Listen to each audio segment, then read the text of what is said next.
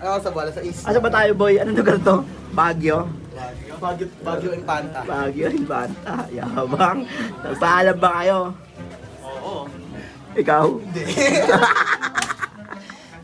Bago tayo mamaya. Uuwi. Ito ka tayo matutulog.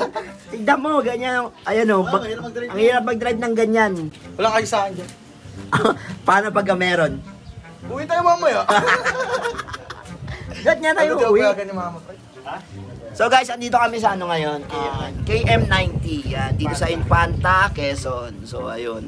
Medyo nagkakabudulan kami ngayon. Ayan o. Si Sir na nagsabi, dito daw tayo matulog. Delikado. Uy, angas. Okay ka naman, sir. Hello, sir. Ayan. Ay, tamo. Ang ganda ng boses, oh. Ay, thank you, sir. Ayan si Sir, oh. Sir. Sir, ano ba ibig sabihin ng KM90? KM90 po, from KM0 po, from Luneta, kilometer 0. Kilometer 0. So yung bilang niya? Yes po, kilometer 90 siya from Luneta po. Opo. Galing Luneta hanggang dito. 90 kilometers. 90 kilometers. Uy, Cherry White, andito yung dwarfs mo. Nahanap ka nila, oh. Coffee na lang po, no? Okay, thank you po. Saka yung kapatid mo nandito. Mga budol po. Ito ang tinatawag na Budol Rides. Yan. Budol tayo. Ay, ano lang, manukan lang daw. Ha? Manukan. Ano paalam mo? Manukan. Original Vlogs. Ikaw, ano paalam mo? JM lang po. Hanggang saan ang paalam mo? Ano lang, Big C. Tapos, Okay lang daw eh. andito kami ngayon sa Infanta, Quezon. So guys, pakita ko yung lugar, oh. Kakabudo lang kami ngayon, dito matutulog. Pwede ka naman. Wala ako. Wala akong damit eh. Short, saka damit. Carry ko yan. Ma'am, may nabibili ba ditong ano? Short saka damit. Wala. Damit Oh, lang. wala. Damit lang? Saka po jacket. Jacket? Wala. Hindi yung damit. Gawin mo, short no? Ito kasi yung reason ko, kaya dito tayo mag-i-stay. Ito kasi si Niel. Binilin kasi sa akin to ni Mama. Ang bilin sa'yo ni Ate Chris, uuwi ng gabi. Walang sinabi si Mama. Maaga ang uwi, di umaga ang uwi. Ang sabi ni Mama, kay Niel, Oh, ang sabi niya, Pacboy, ingatan mo yung anak ko. maaga ang uwi. Walang sinabing Wala. maaga ang uwi. Umaga ang uwi. Walang sinabing maaga ang sabi, iuwi mo na dito. Oo, yun ang sabi, iuwi ko ng ligtas. Siyempre, at the same time, dapat ganun din ang gawin ko sa'yo. Isusugal ko ba na bumiyahe tayo na ganyan kakapal yung ulap? Wala tayong wifi gago, di tayo mapagpaalam. Huwag kang mag-alala. Mapapanood ng mami mo to. Nanawagan na ba ako? Huwag paalam ka na, mami. Ma, di ako makakawin kasi maulan. Pero uwi talaga tayo mamaya gago. Hindi tayo uuwi. Pwede ka naman ah. Bukas na. Pwede ka. Pwede ka, pero... Bukas tayo uwi, nagpaalam ka na. Pwede nga ako. Oo. Pero... Alam mo na, hindi ko pwede isugal yung buhay ng delikado ang daan. Kasi... So, kahit walang wifi dito at signal, eto kami. So, mamaya dun kami maliligo, papakita natin lahat ng futures, lahat na pwedeng puntahan dito sa KM90. Yung kilometer 90. So, ayan, balikan ko kayo mamaya at titignan natin yung reaksyon ng mami niya pag napanood niya to. Video kayo mama gago. So, ano, peace out na. Areglado na. Lagot tayo dyan. Oh, ikaw, peace out na. Mga di nagpaalam. Don't worry ma, alagaan ko po si Niel sa abot ng aking makakaya. Sheesh! Ako di ako kinakabahan. Kahit hindi ako kinakabahan sa atin ito eh. Hindi pala kinakabahan. Hindi kasi, mas priority ko is yung Safety. safety kayo. Hindi nga tayo makapagpaalam dahil walang signal. So gagawa na lang ako ng video para malaman nila kung ano yung mga nangyayari sa atin. Di ba Niel? Oo. Ay, nakakit namin para mapagpa-signal tayo. So mamaya akyatin namin yon yung pinaka yan KM90 na nasa malayo. Akyatin namin yon pagkatapos swimming. Yan.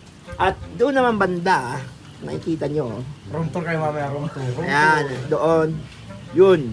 Doon kami magkakwarto mamaya. Siyempre, Niel, motovlog. natin yan, mga vlogger. Suplado yan, suplado. May nagpapapicture kanina, di ba? Plato kanina yan. May nagpapapicture kanina, guys. Ayaw nyo magpapicture. Hindi, ayaw nyo magpapicture. Nagka-picture ako. Diba? Ang pinaka-the best dito is kung hindi tayo makakawin naman, di ba? May magandang reason naman ako. Welcome tayo ng mainit. May welcome din tayo dito sa KM90. Yan, dito sa Infanta. So may challenge ako sa inyong dalawa mamaya ah. Kasama, ikaw, kami lang Kasama ako, magbibideo eh. siyempre ako magbibideo eh. May Ako challenge ako, magbibideo. tatlo tayo, may challenge ako.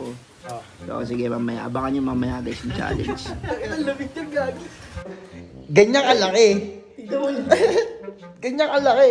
Ilan lang kami papasok natutulog dito? Tatlo lang kami laki. Oh. May second floor. Oh. Hindi, dito ako. Sa kabila sa kwarto. Dito ako sa inyo. Guys, bilangin natin ah. Perfect talaga to pang family eh. Sabihin natin partner dito.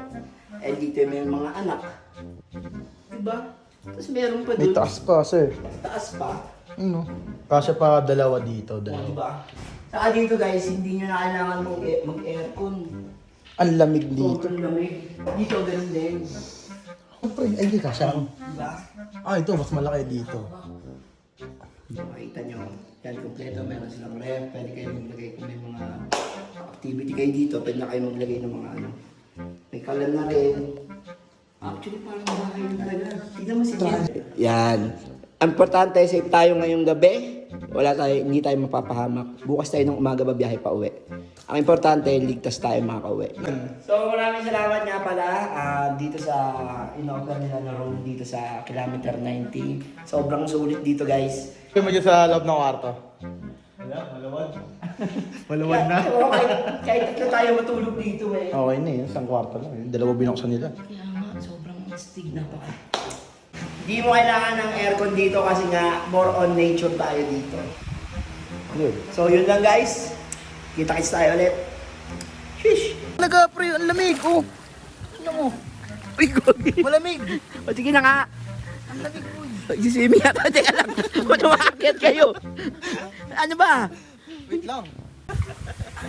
Pag humangin, talagang gusto mo nang mag-ano eh. Gusto mo nang umuwi. Para kayo mga bakla. Ayan na, pumangin na. Ayan, ang tuwa na na. Shish! Sheesh! Sarap! Ang sarap mo!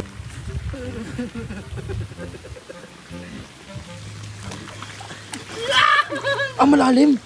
Tutorial, paano mag-swimming? Para akong isda nilagay sa ano. Gago ba? Mababasa to. O sige. Hindi waterproof. Game na. Yan ang tubig. So ito, sisimulan na namin yung challenge. Aakitin namin yung tuktok ng bundok pagkatapos namin mag-swimming. Ayan. Ano sinasabi yung man-made lagoon? Ay, oo nga, oo. Diba? Nakikita ko yung hamog sa cellphone.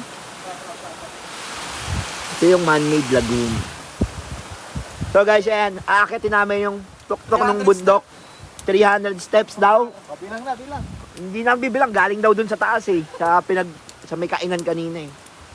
So ayun guys, ito yung pinaka maliit na church sa buong mundo.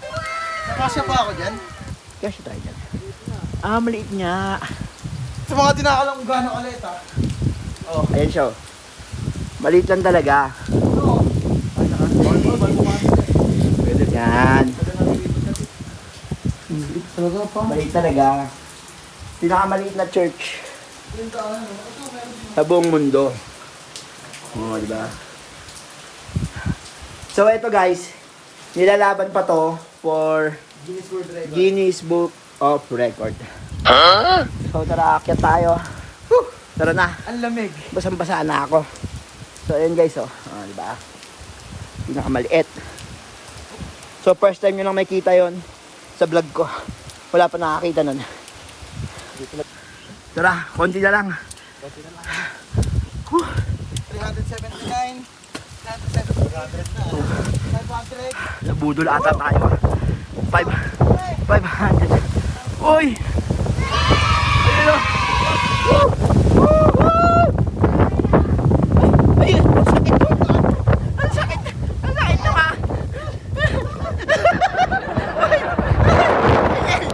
Punta. Punta.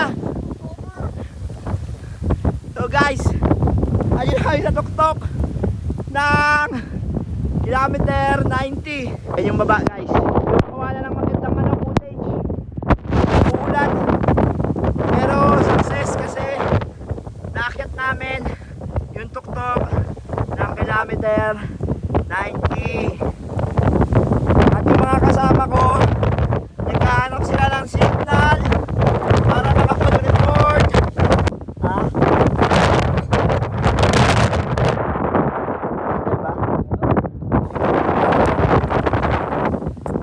Wait lang. Tatawag lang ako kay Adam. So guys, hanggang dito na lang. Oh, let's go guys. Oh. Oh. Oh.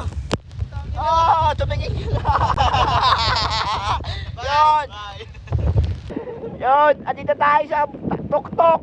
Nasa tuktok na tayo ng KM90. Papakita ko kung gaano kataas yung inakyat namin. Pakita mo yung natawa kanina. Andun kami sa pinakababa kanina. Ayun. Oo, para makita nyo. Tara na. Ang sakit ng ulan. Let's go.